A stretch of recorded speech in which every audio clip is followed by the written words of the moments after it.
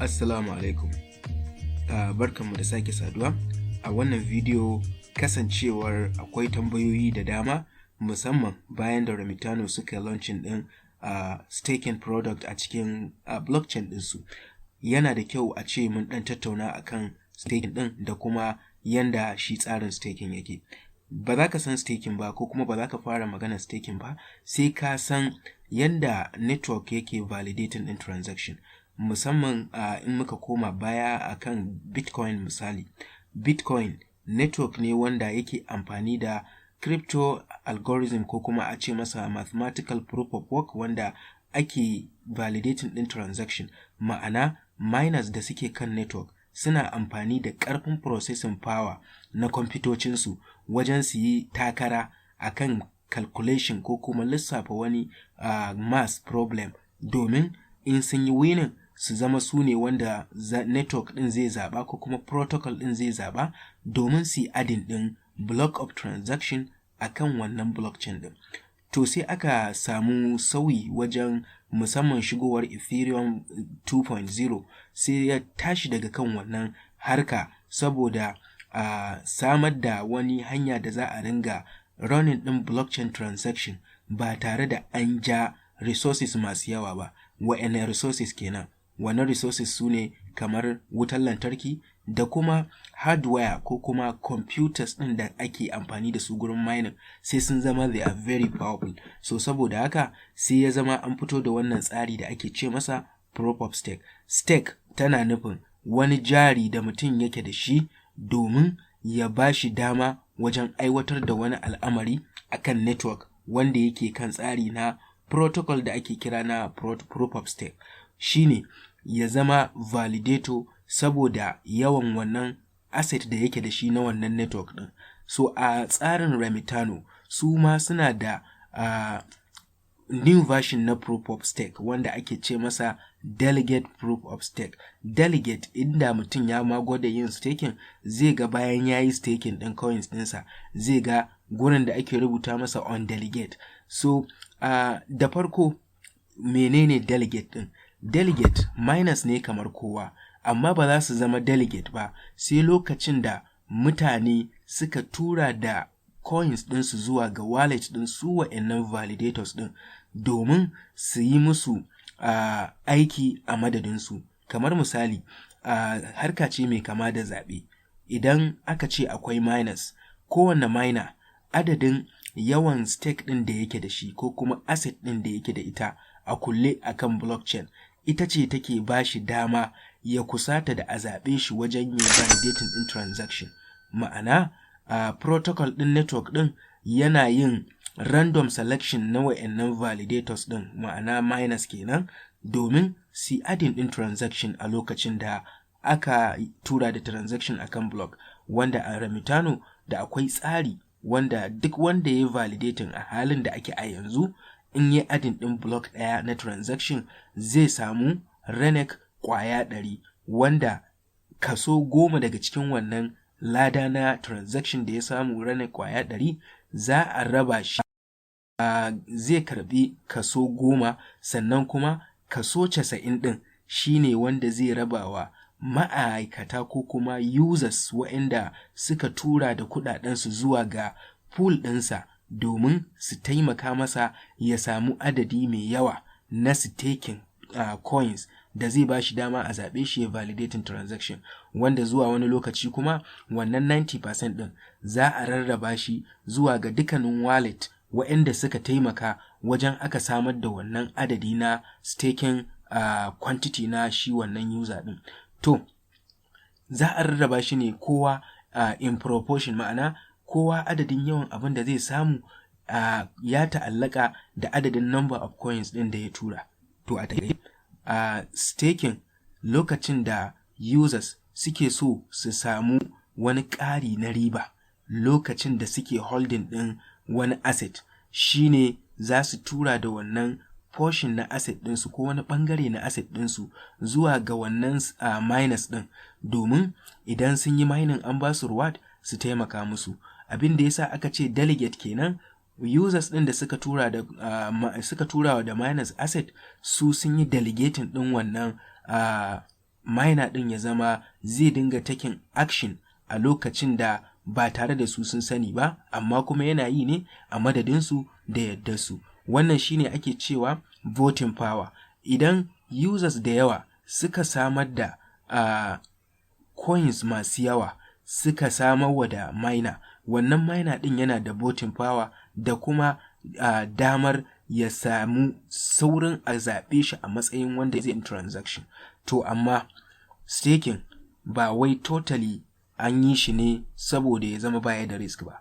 Duk wani investment a cryptocurrency yana ta'allaka da wani abu da ake kira risk. Ma'ana ba lallai ne mutum ya samu 100% riba akan wannan staking ɗin da ya ba. Sakamakon akwai wasu abubuwa da yawa waɗanda suke sawa a samu wannan rashin dama. Ga misali, idan kai delegating ɗin miner domin ya ringa validating ɗin transaction, sai ya zama wannan miner ɗin ya tafi out of network, misali ya zama down akan network, ko kuma ya kasa ya meeting ɗin number of block, ko kuma ya synchronizing, ma'ana ya zama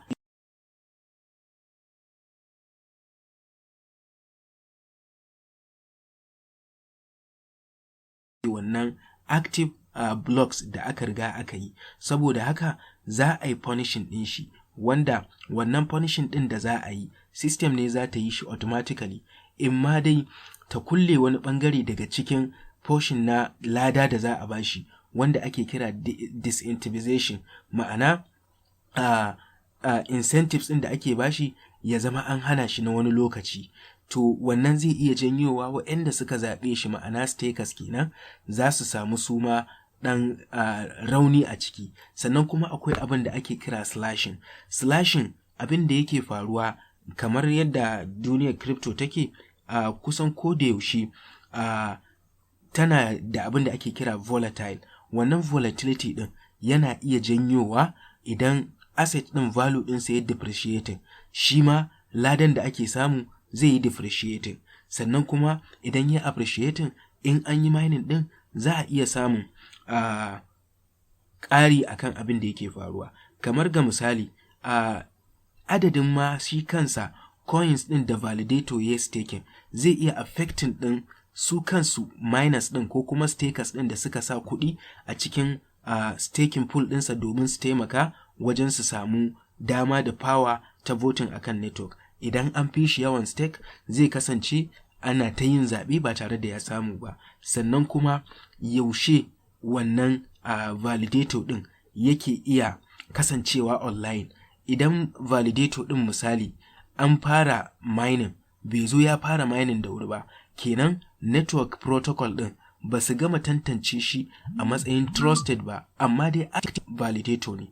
To idan ya zama bako a ciki har sai ya daɗewar da system ta recognizing ɗin kan cewa yes, wannan validator ɗin da gaske yake, to daga sannan zai iya fara shiga ya fara samun dama ko kuma wani chance da za a iya zaɓar ya yi validating, sannan ya samu reward wanda har zai rabawa waɗanda suka yi staking masa a cikin wannan ɗinsa. Da dai sauran factors kamar misalin ko a yi hacking ɗin pool ɗin ko kuma dai wani abu mai kama da haka. To musamman su a Renek akwai hanyoyi da dama da ake yin staking. Za ka iya staking akan exchange, kamar idan exchanger irin su Binance misali suna yin abin da ake kira staking, wanda daga exchange wallet ɗinka za ka kulle abin da kake bukata. Sannan kuma akwai yanda ake yin staking ba sai lallai ma akan Renek ba, za ka iya yin staking ɗin Binance a wata external exchanger wadda ake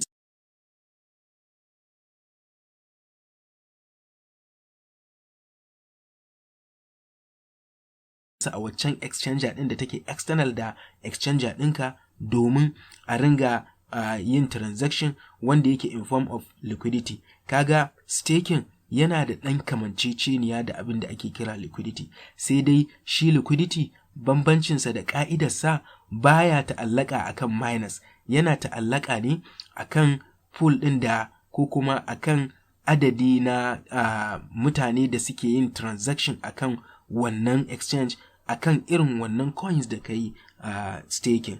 To akwai kuma abin da ake ne za ka fara yin activating ɗin staking akan wallet ɗinka wadda take hardware wallet wanda yawanci ba a fiye amfani da ita ba, sai ya zama coins ɗinka suna kan hardware wallet, sannan kuma kana samun riba da su a lokacin da ka dawo online da su ko kuma duk lokacin da kake bukata. Kuma a staking kamar ladan da ake samu wani lokacin yana fluctuating, idan ba a samu da yawa ba ba za a samu riba da yawa ba.